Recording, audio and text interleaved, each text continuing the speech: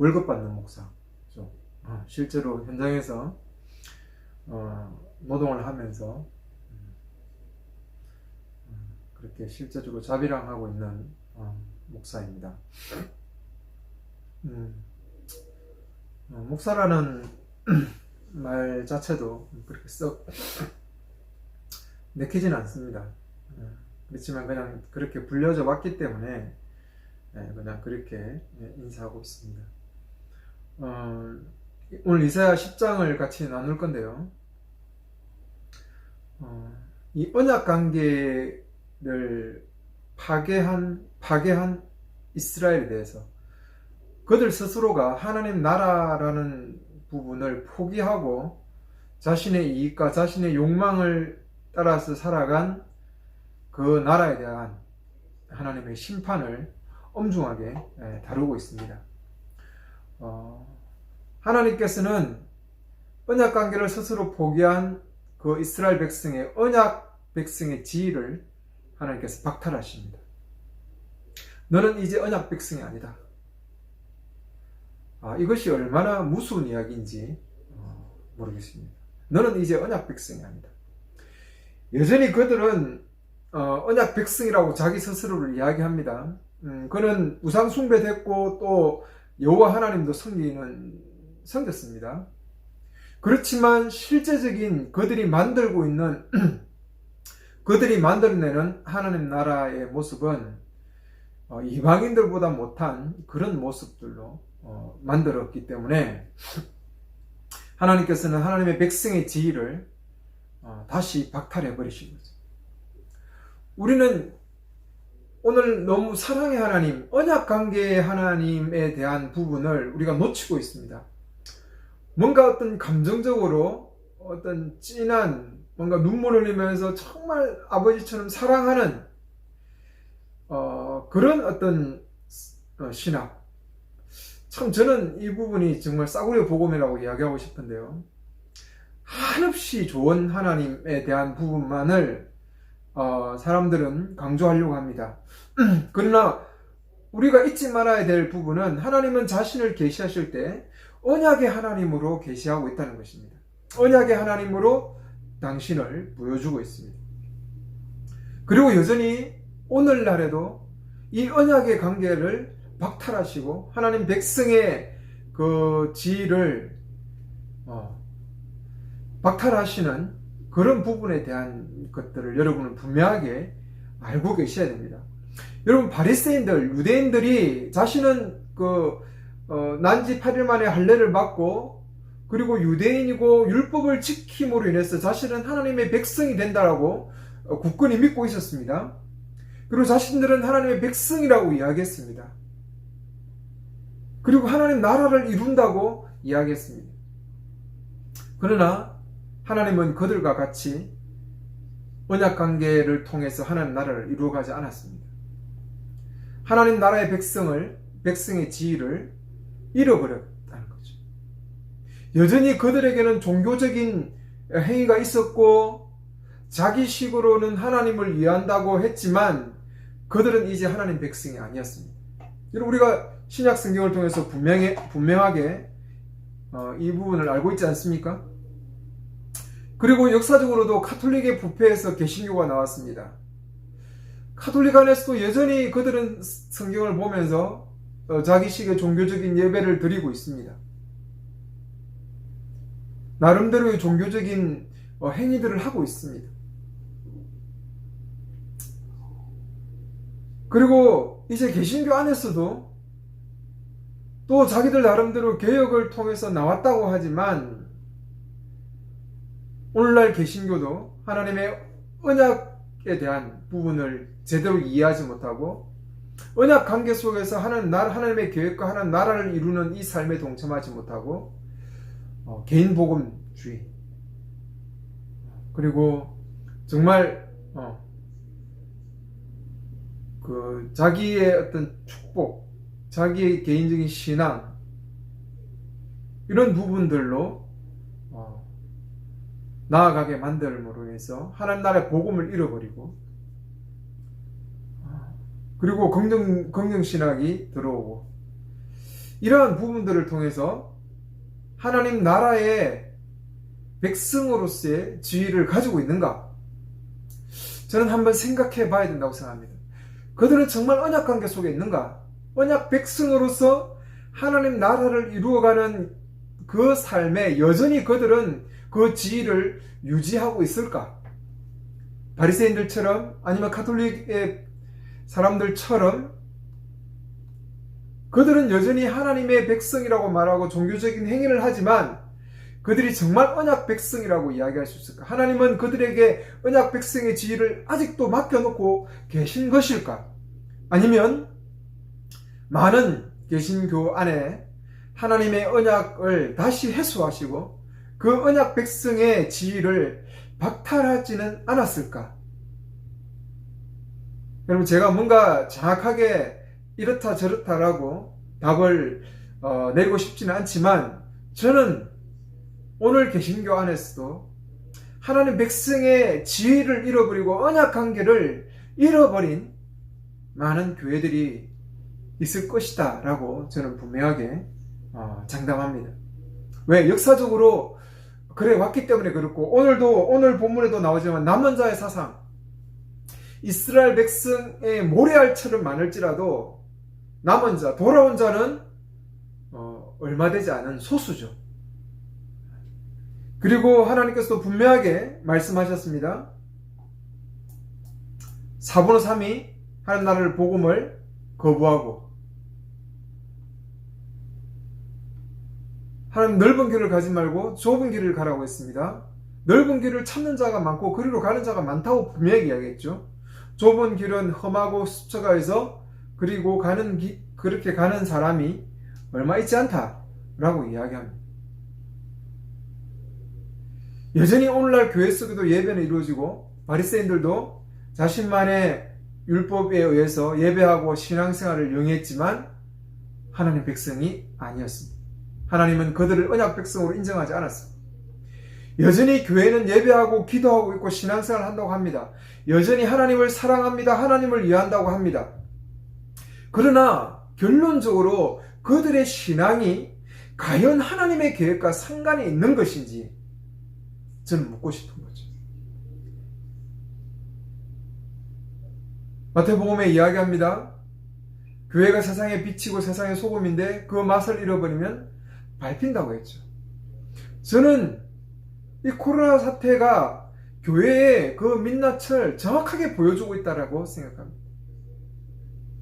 하나님 나라로서의 선지자적인 교회로서의 모습을 잃어버리고 세상에 오히려 조롱을 당하고 자기들 리그, 자기들만의 어떤 신앙의 어떤 폐쇄성, 그리고 어떤 자신들만의 뛰어나다고 하는 선민사상적인 그 부분들로 인해서 오히려 교회가 더 욕을 먹고 이 코로나 시국을 통해서 더 교회가 자신의 어떤 그 민낯들을 소상하게 보여주고 있다고 생각합니다.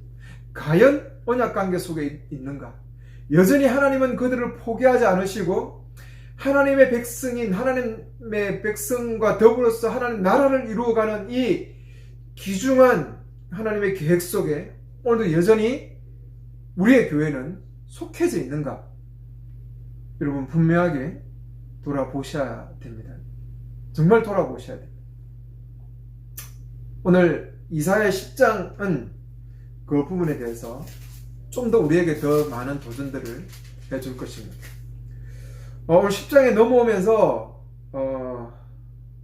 그 하나님의 9장부터 시작된 심판에 대한 부분이 좀 더 구체적으로 이야기되고 있습니다.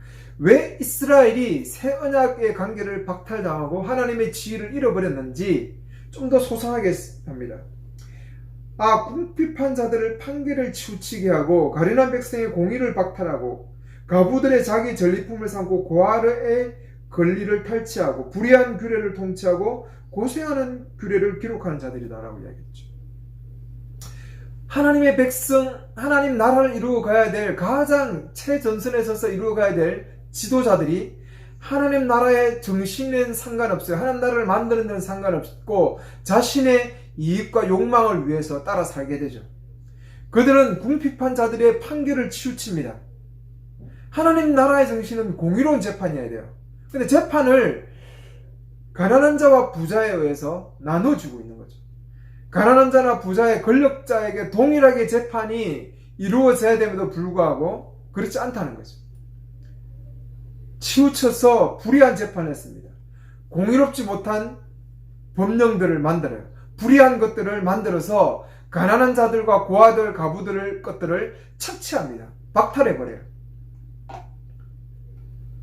오히려 정의를 외면하게 되고 가부들에게 고통을 주고 고아의 것들을 약탈합니다. 이것은 모세 언약을 정면으로 어기는 것이죠.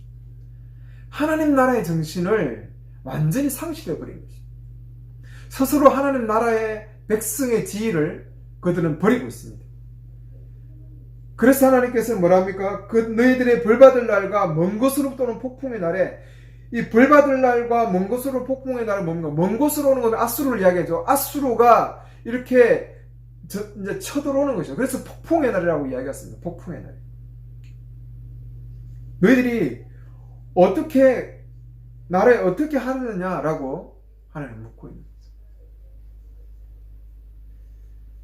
가난한 자와 어려운 자를 도와줘야 될 이 지도자들이, 이스라엘 백성들이 오히려 자기의 것을 더 착취하고 자기의 것을 더 이익을 위해서 살아가는 그들의 삶 때문에 하나님은 아수르를 통해서 아수르가 전쟁을 걸어와서 아수르가 침범하게 해서 그들을 칠 때 오히려 이제 하나님께서 묻는 건 누가 너희를 도와주겠냐라고 이야기해요. 너희들이 가난한 자와 어려운 자를 도와주지 않은 그런 삶을 살았는데 이제 누가 너희를 도와주겠느냐. 그리고 너희들이 자신의 이익을 위해서 하나님 나라의 정신과 바꿔버린 그 불을 어떻게 할 거냐라는 거죠. 제수들 아래 굽히고 죽은 자들 아래 쓰러질 수밖에 없다. 이 제수처럼, 그리고 전쟁에서 수많은 사람들이 죽지 않습니까? 그들과 같은 운명에 처할 수밖에 없다라는 것들을 분명하게 이야기하죠. 그렇지만 하나님의 손이 4절에 보면 여전히 뻗어 있습니다. 이렇게 많은 전쟁을 통해서 많은 사람들이 죽고 힘들고 어려운 부분과 재산들이 다 빼앗기는 가운데서도 하나님의 손은 뻗쳐져 있다. 여전히 하나님께서는 더 엄중하게 철저하게 심판하실 것이다. 여러분, 하나님의 백성의 지위를 잃어버린 그들에게 하나님께서 하시는 부분은 심판이라는 사실을 여러분 기억하셔야 돼요. 세상으로부터, 그것도 불의한 세상으로부터 당하는 심판입니다. 5절에서 6절은 아수르가 이스라엘 백성과 유다를 심판하는 하나님의 도구라는 것을 분명히 이야기하죠. 5절에 아수르 내 진노의 막대기라고 이야기합니다. 그들의 손에 있는 지팡이는, 그 지팡이는 군대를 이야기하죠. 군대는 나의 진노다라고 이야기하죠. 그들이 불경건한 나라입니다. 아수르가 경건했기 때문에, 이스라엘보다 낫기 때문에 그들을 막대기로 쓰는 게 아니에요. 하나님께서는 여전히 언약 백성을 위해서 이 세상을 들어서 쓰시기도 합니다. 하박국이 그래서 바벨론을 통해서 유다를 멸망시키는 이 부분을 바라보면서 어떻게 하나님께서, 의로우신 하나님이 이 불의한 나라를 통해서 이 거룩한 하나님 나라를 치는가 이해 못했지 않았습니까? 그래서 하나님께서 불경한 나라를 보내어서 내 백성을 전리품으로 약탈하고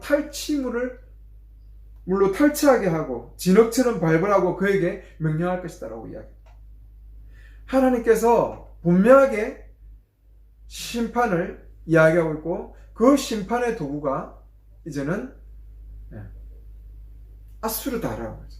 마태복음의 산상수에서 교회가 세상에 빛이고 소금인데 그 맛을 잃으면 세상이 밟는다고 했습니다. 오늘 한번 정말 이 코로나 시국에 교회를 바라보면서 한번 돌아봐야 될 시점이죠. 교회가 세상을 심판하는 것이 아니라 교회가 세상 앞에 하나님 나라의 정신을 보여줌을 통해서 세상을 부끄럽게 만드는 것이 아니라 세상이 교회를 손가락질하고 세상 앞에 교회가 부끄러운 것이죠.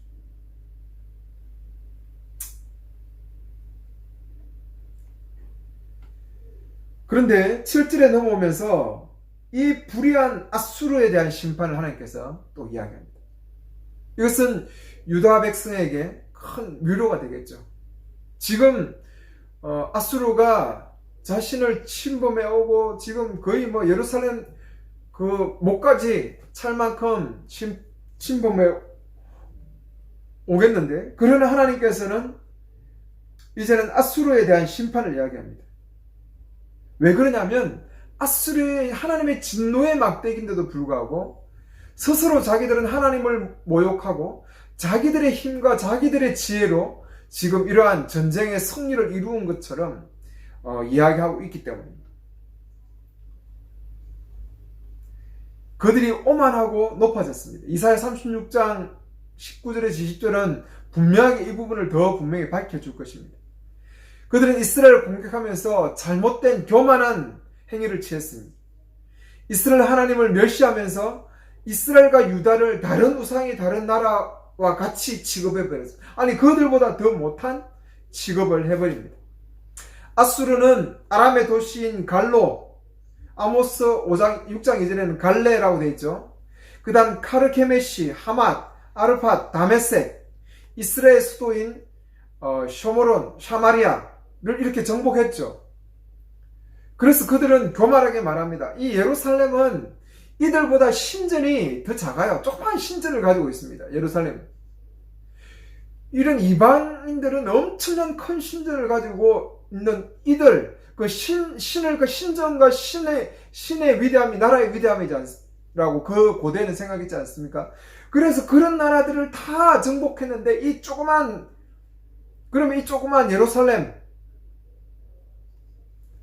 이 예루살렘 조그만 신전을 가지고 있는 아수르가 볼 때 이 나라의 신 정도는 아무것도 아니란 것이죠. 아무것도 아니죠. 8절에 참으로 그들은 말한다. 내 교관들은 모두 왕이 아니냐? 갈레 같고 캄르시와 다르냐? 하맛과 아르팟과 다르냐? 쇼모론이 다메스과 다르냐? 내 손이 우상의 왕국들을 차지할 때 그들의 조각산들은 예루살렘이나 쇼몰론보다 더 컸다. 쇼몰론, 사마리아보다 더 컸다는 거죠. 내가 쇼몰론과 그 우상에게 행한 것처럼 예루살렘과 그 우상들에게 행하지 못하게. 아주 교만해졌어요. 하나님 여호와의 신을 모독한 것이죠. 그래서 12절 주님께서 모든 일을 찌온산과 예루살렘에 마칠 때, 그런 진노의 막대기로서의 그 소임을 다할 때 아수르 왕의 뽐내는 마음의 열매와 높은 눈의 자랑을 벌할 것이다 라고 이야기했습니다. 그들은 자신의 힘으로 자신의 지혜로 여러 나라들을 정벌했다고 했습니다. 그들은 다른 나라들과 재물들의 새 보금자리에서 알을 꺼내듯이 아주 쉽게 얻었습니다. 그들은 강력한 힘으로 그 다른 나라들을 무기력하게 했다라고 뽐내고 있습니다. 이러한 교만함으로 하나님은 아수르를 벌하실 것이다. 아수르는 도구에 지나지 않았죠.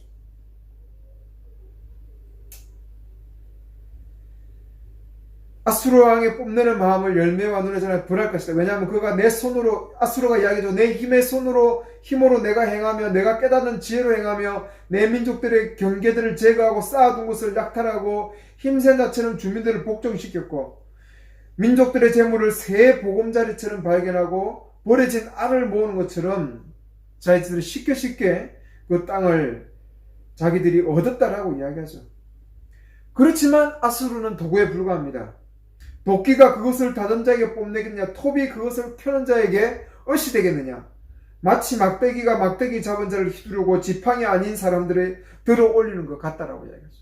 아니 아수르는 단순히 도구였지, 하나님의 도구였지, 자신들이 뭔가 지혜롭게 힘으로 이런 부분을 했다라고 하나님께서는 이야기하고 있지 않습니다. 그래서 하나님께서 천사를 보내서 살찐 자를 파리하게 하고 정말 강력한 그들을 파리하게 만들어버리고 이스라엘 영광에 불타는 것처럼 정령 불이 탈 것이다라고 했죠. 이스라엘 빛은 불이 되고 거룩한 불은 불꽃이 되어서 이스라엘 가시와 찔레를 태워버린다라고 했습니다. 병자가 쇠약해지는 것처럼 그 숲의 영광과 가수원은 영혼의 육식까지 끝장날 것이다. 그 빽빽한 숲, 그 군대들을 완전히 하나님께서 진멸해 버리시니까 어떤 일이 일어나느냐? 19절에 그 숲의 나무가 얼마 안 되어서 어린아이가 그것들을 기록하고 있습니다. 이제 하나님께 아수르의 군대들을 다 쳐버리니까 아이들도 세울 수 있을 만큼 얼마 안 된다는 거죠. 여러분, 실제로 아수르는 BC 701년에 예루살렘을 포위했다가 하루아침에 18만 5천 명이 하루아침에 죽임을 당해요.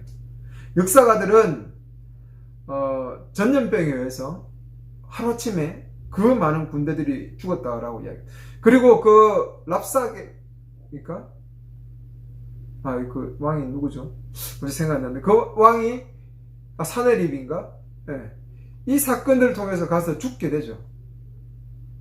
그리고 BC 609년에 아수르 제국은 바벨론에 의해서 완전히 멸망해 버립니다.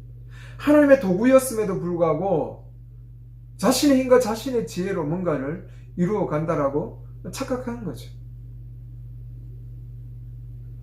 하나님의 도구일지라도 이렇게 경건하지 않고 자기의 어떤 야훼 하나님을 인정하지 않는 곳에서 하나님의 심판은 철저하게 일어납니다.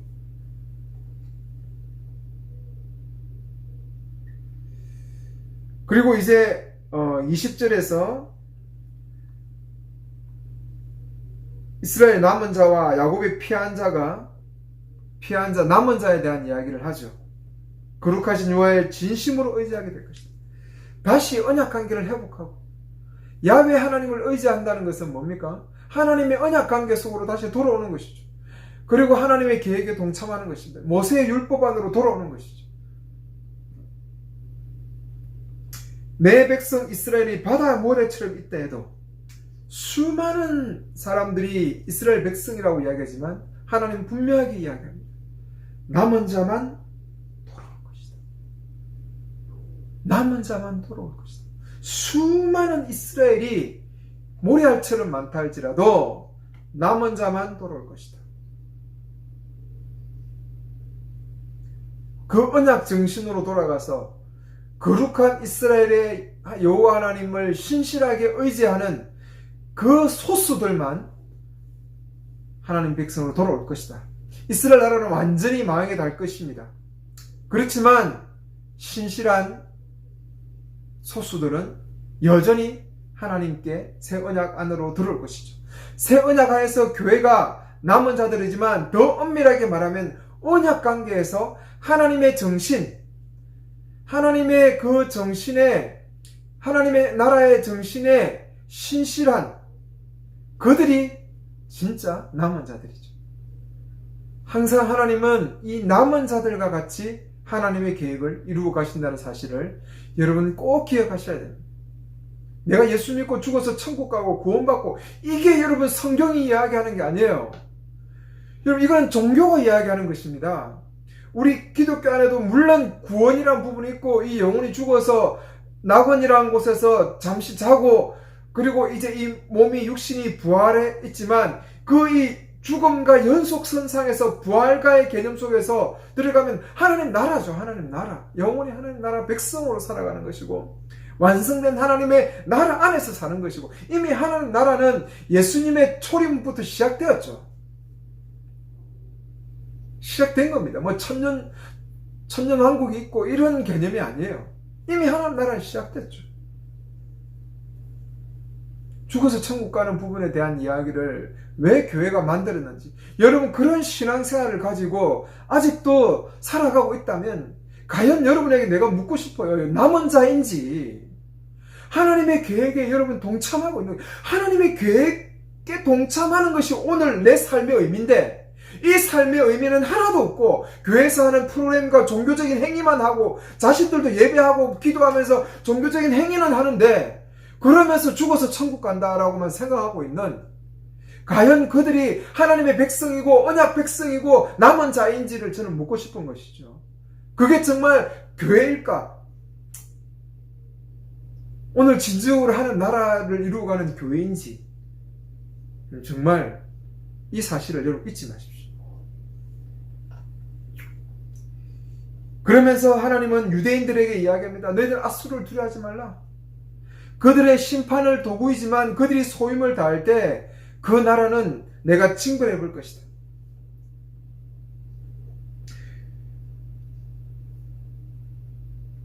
이제는 끝장냄이 결정되어 만군의 역이 온 땅에 행할 것이기 때문에 그러므로 만군의 역께서 이렇게 말씀하셨다.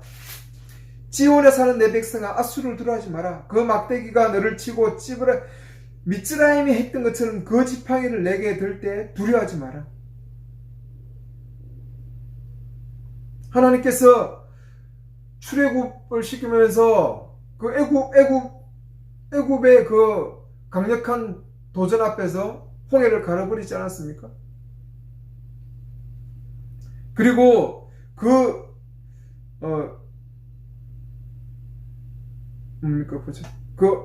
오랫바위에서 미디안에 친 것처럼 만군의 여호와가 그에게 채찍을 휘두르며 미츠라임 길에서 지팡이를 그 바위에 든 것처럼 들 것이다. 그러니까 출애굽과 그런 또 미디안의 기드온의 미디안의 날처럼 오랫바위에서 그 왕들을 다 죽여버리지 않습니까? 그런 기습과 같은 그런 심판의 날을 하나님께서 아수르에게 행하실 것이기 때문에 두려워하지 말라라고 이야기하는 거죠. 그날에 그의 짐을 내 위께 치우고 멍에를 내 목에서 치우고 멍에를 부러뜨려 버릴 것이다 라고 이야기하죠. 28절에 아수르가 쭉 예루살렘까지 치고 들어온 경로를 이야기하죠. 아얄로로 와서 미군을 지나 믹베스에서 그 무기를 맞고 그 통로를 지나면서 게바와 라마와 사울의 기브와 길림과 라샤와 아나돗과 메드냐와 게빔 이런 부분들을 쭉 대피하고 돌아나고 이런 부분들은 지금 아수르가 침범해오는 그 통로를 이야기합니다. 그러니까 거기서 도망가고 숨고 이런 거죠. 대피하고 이 나라의 노베에 서서 이제 노까지 온 거 노까지 이 30일 딸 지온에 산 곧 예루살렘 언덕에서 그가 손을 들 것이다. 이 아수르가 이렇게 아야로부터 미고른을 지나서 쭉 놉까지 와서 이제는 어디까지? 시온의 예루살렘 끝까지 목까지 이제 차오르는 거죠. 목까지.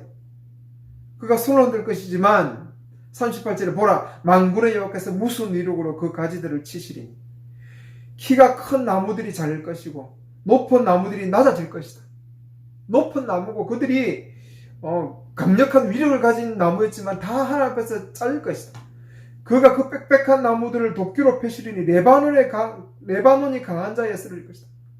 이 레바논은 뭡니까? 레바논의 숲은 얼마나 빽빽한 숲입니까? 그 레바논의 빽빽한 숲들이 다 하나님께서 치시듯이 아수르를 하나님께서 패망시켜 버릴 것이다 라고 이야기합니다. 이것은 실제로 일어났고 하나님께서 실제적으로 하나님을 의지하고 하나님을 이 언약 관계 속에 신실하게 걸어갈 때 하나님은 이러한 일을 이루어 가시죠. 그러나 언약 관계 속에서 그들이 하나님 나라의 백성의 지위를 잃어버릴 때 하나님은 이제 이스라엘 백성들은 완전히 그 나라를 잃어버리게 돼요. 소수만이 하나님께로 돌아오는 이런 일들이 일어나는 것입니다. 여러분 오늘 이 10장을 바라보면서 여러분 꼭 기억하셔야 됩니다. 하나님이 이 언약 관계를 해소하시고 하나님 백성의 지위를 박탈하시고 소수만이 하나님의 이 언약 관계 속으로 돌아오는데 그들은 거룩하신 하나님을 의지할 것이다. 다시 하나님 나라의 언약 관계 속에서 하나님의 백성으로 살아가는 하나님의 계획에 동참하는 그러한 삶으로 소수만이 돌아올 것이다 라는 부분들을 여러분 꼭 기억하시기 바랍니다.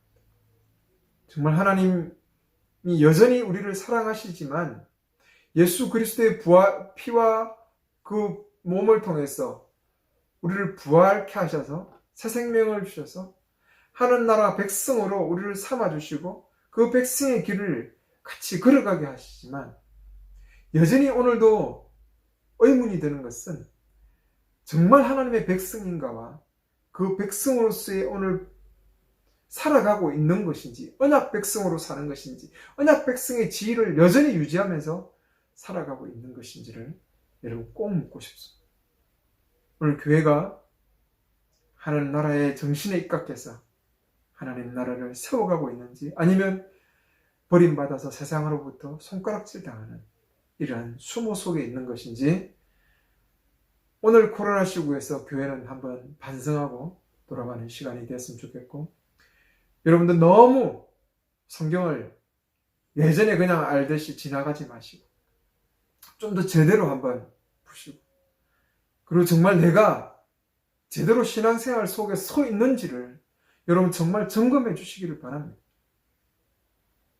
그렇지 않으면